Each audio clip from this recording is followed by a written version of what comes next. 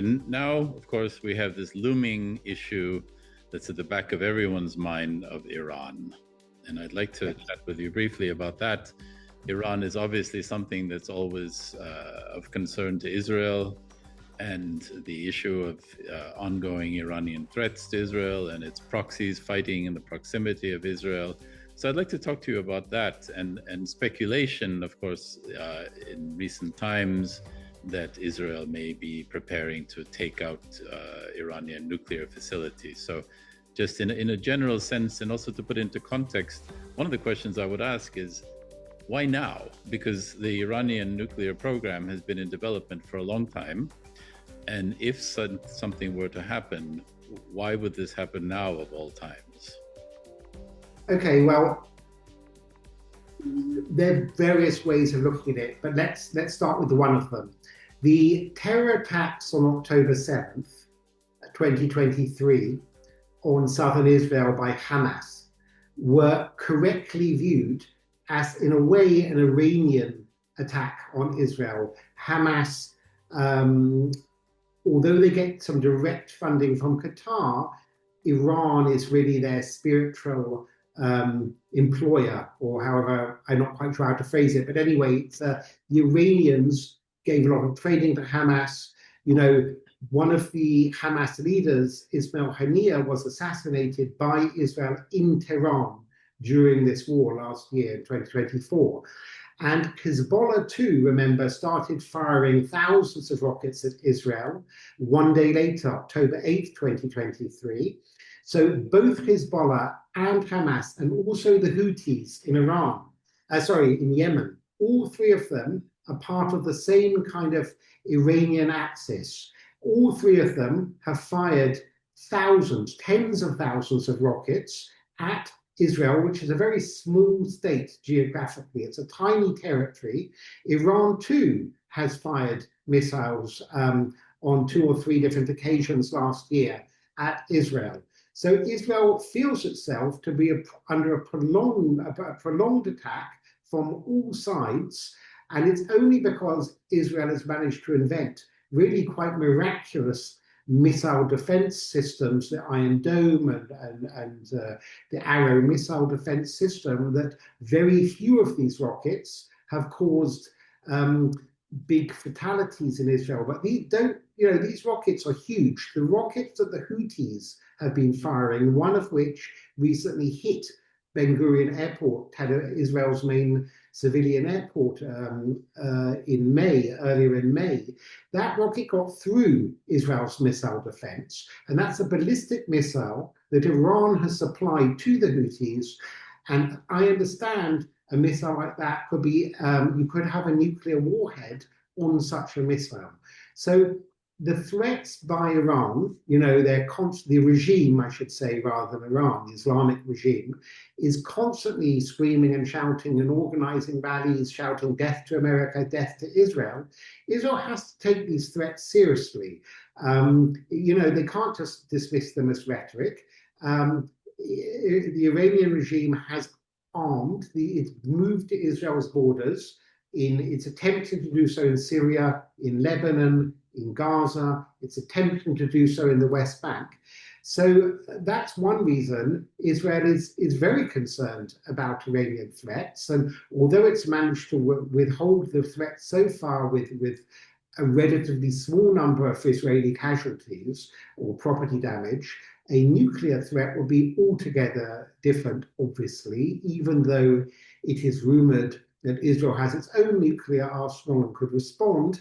Again, the territory of Israel is very small, and there's a kind of messianic, if I can use a kind of Christian term, attitudes of some of the Shia clerics in the Islamic regime in Iran, where they may be prepared to sacrifice, to accept retaliatory action from Israel in order to wipe out Israel. Israel's a very small land mass. Half of it is the Negev desert. Quite a small device is an existential threat to the existence of Israel. Thank you. That was an excellent outlining of the threats. Yeah.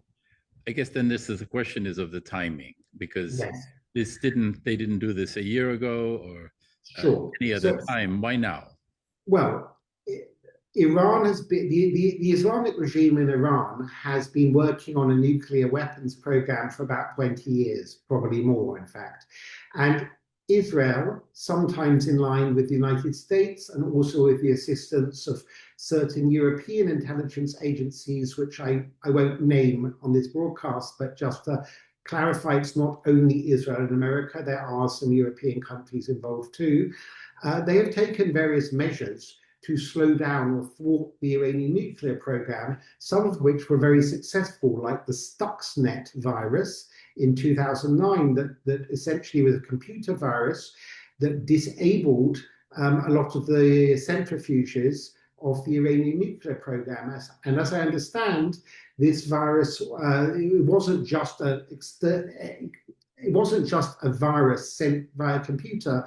Somebody went in with a little stick and stuck it into the system on one of the nuclear sites. So it involved human involvement inside Iran too. Israel is also alleged, although it's never admitted to doing so, having assassinated some nuclear scientists inside Iran, motorbike assassins, very targeted killings, and it's taken other measures too to thwart and slow down the Iranian nuclear program. Now, it has managed to slow down and thwart the program, but it has not managed to stop it because Iran has continued enriching uranium. And again, I'm not an expert on the scientific side of things, but the international agencies themselves said the Islamic regime is very, very close to being able to manufacture nuclear weapons. Weeks, months. So the window is closing. I know we've heard this before, but it really is closing this time. That's one reason. And other things have been tried. You know, Barack Obama did a nuclear deal. There have been sanctions. There have been all kinds of other measures to try and slow down the program, but they've only slowed it down. They haven't stopped it. There's another factor, which is that one of the deterrents Iran always had was things like its proxy militia in Lebanon, Hezbollah. Hezbollah had around 100,000 rockets, and they were threatening Israel that if Israel would do something, they would rain down rockets. And the Hezbollah rockets were quite strong.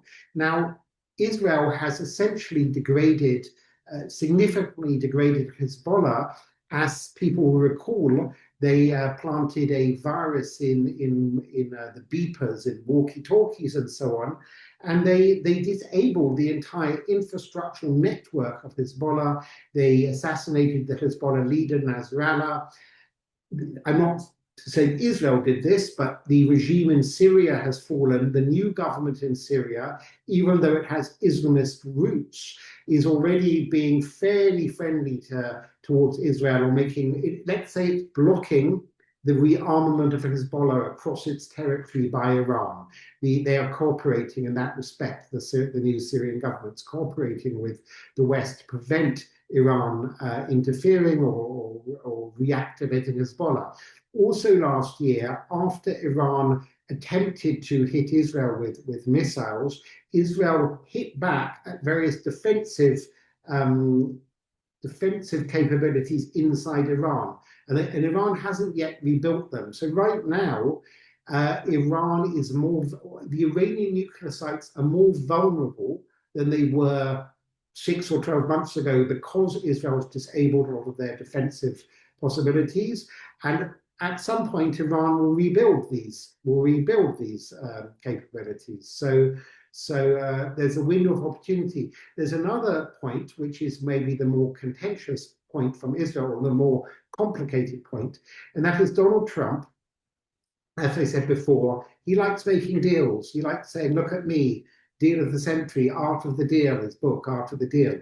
And there's a fear in Israel that the United States, which is currently negotiating with the Islamic regime in Tehran about its nuclear program, may make a deal which is not a good deal. It's maybe similar to the deal that Barack Obama made with slight modifications, but it's not a deal that will prevent a nuclear bomb down the road. It's a deal that will just allow the regime to buy time.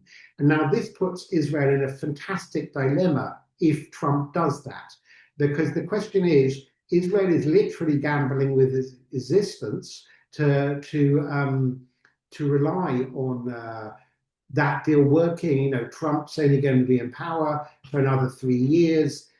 Whoever comes next, even J.D. Vance, may be a very different president than Trump.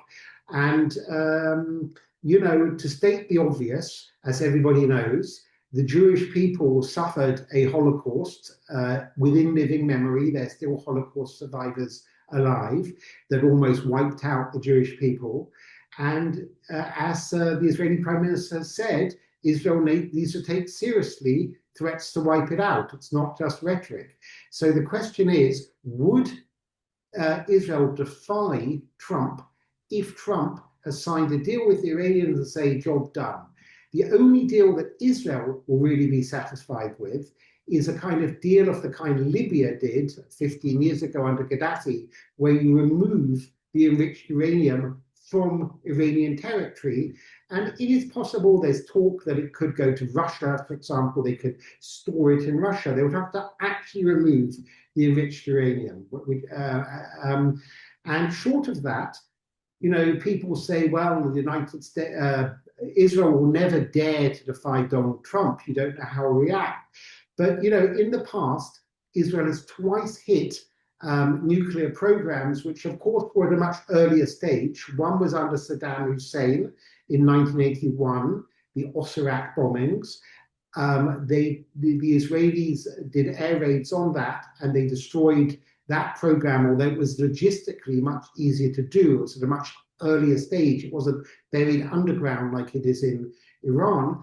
But to remind people, Ronald Reagan, who was quite pro-Israel, slapped sanctions on Israel with Jeane Kirkpatrick after Osirak, and then the second one was in 2006 or 7 when George W. Bush was president, when Prime Minister Ehud Olmert hit the Syrian nuclear program, and again the Bush administration was against it. So Israel's twice done it, and afterwards the Americans years later thanked Israel. They were like, thank heavens that Saddam Hussein or Assad did not manage to get nuclear weapons.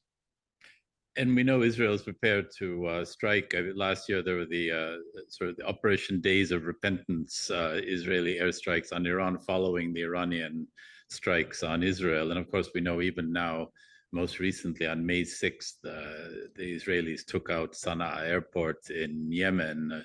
And because of the Houthis, and also on the 16th, I believe, struck 3 ports as well. So it's clear that Israel is ready. And not just that, the distances, because it's a long distance to fly from Israel to Yemen, but that kind of distance is not that different than the distance to Iran. But look, again, it's not that the Israeli Air Force is one of the best in the world. The pilots are very, very experienced now, having been fighting against Hezbollah and Houthis, as you just mentioned. But it's a question of the two things: whether Israel has strong enough bombs to get the underground sites in Iran. It's much more complicated. Iran, of course, is a huge geographic country. It's a complicated thing for Israel to do. The secondary thing is how Iran would react. So they can no longer react with Hezbollah and Hamas. They've already used that card. Even with the Houthis, they're already using that card now. But they might react by striking American bases in the Gulf. And that's one reason the Americans might be angry, and it complicates it. It's a very, very difficult and complicated decision. And of course, no one in Israel wants to do this. They'd much rather the Iranians agreed to a good, solid working deal with the United States. I might go further and say most people in Israel, just like probably most people in Iran, would love the regime to give up power, because of course, if there was a different kind of government in Iran, there wouldn't be that threat. It's not Iran that's a threat. It's specifically the Islamic regime in Iran that's a threat, not just to Israel, but to much of the Arab world and to many other countries.